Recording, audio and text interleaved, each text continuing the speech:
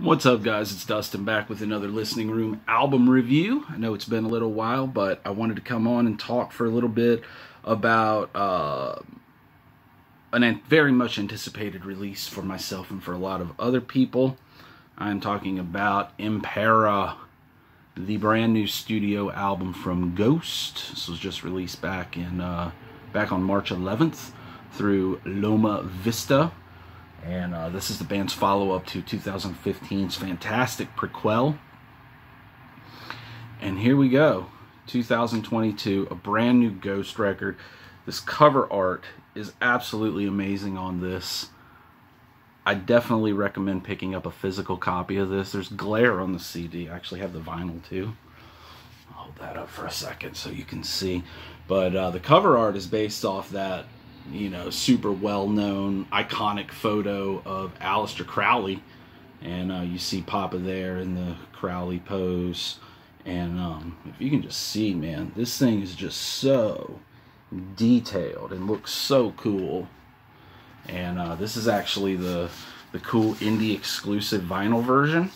It came with a little pack of Papa stickers. It has all the different Papas starting, I think that's I'm not sure which one that is. I think that's from the second record, from Infestissimum, however you say it. But this was the indie store exclusive. Came out on Orchid vinyl, as you can see there. Pretty cool. And damn, man, this is a phenomenal album. I love this album so much. I've listened to it several times. More than several times. I've listened to it almost every day since it came out. And just like with every Ghost record, man, it just takes it in another step. It's another step, another progression. It's more ambitious. It's bigger. It's fuller. And I love it. I know this band has a lot of haters, and you know, it's whatever. I see most of the haters commenting on what the band is not instead of what they are. You know, Ghost isn't metal. Well, so fucking what? So fucking what if they're not metal? Maybe they're metal, maybe they're not. There's definitely metal. It's definitely metal inspired. But what they are is just a fun band, a theatrical band, a band who puts a lot into the visual presentation of their music. And this is just a batch of some just fucking awesomely crafted songs right here. Opening up with the Imperium, an instrumental kind of introduction track, which leads us into Kaisarian, which is this big, epic, almost sounds like it could be from a musical, but it's really like a call to arms track. You know, this album deals heavily thematically with the falling of empires, and that's kind of what this track is about. Out with the old, in with the new, and just fucking destroy everything to kind of rebuild from the ashes. And it has this, like I said, big, almost kind of musical sound to it, and it's just fucking awesome. There's a section, I guess you would call the bridge of the song, a little instrumental section that's very reminiscent of Rush to me. When you hear the track, and you hear this, you'll know exactly what I'm talking about.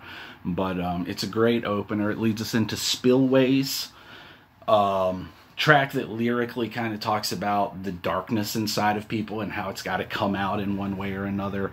Very 80s sound on this track. This album, there's just a big, huge 80s kind of arena rock sound to so many of these songs.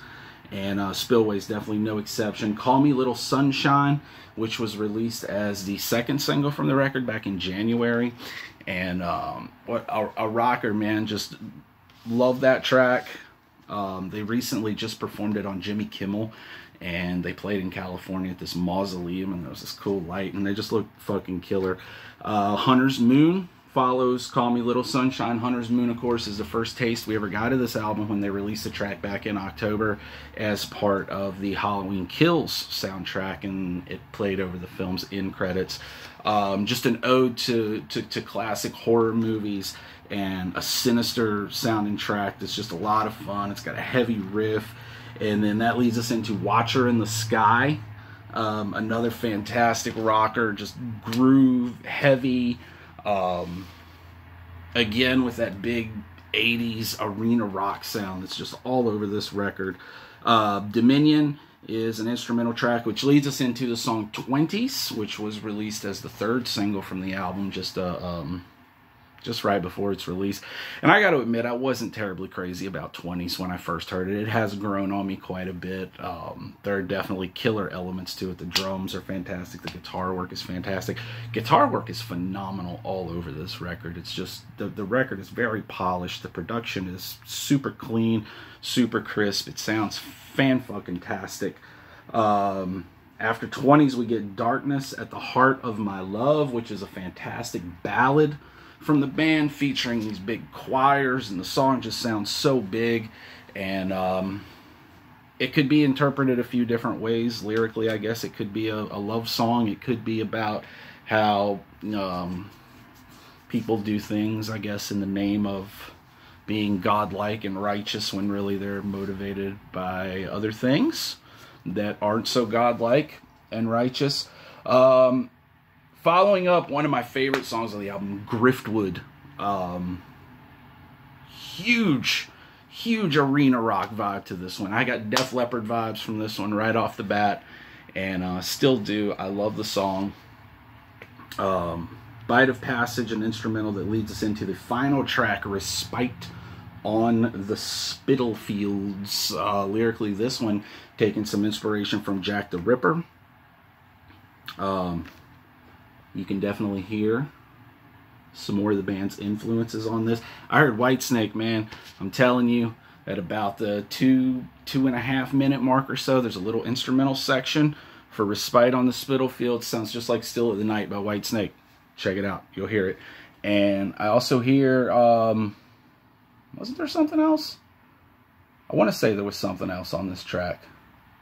Oh yeah, lyrically, I think there's I think there's a little Europe reference. Some of the lyrics sharing the same thing from fellow Swedes, Europe, and their track, The Final Countdown. But that wraps up the record.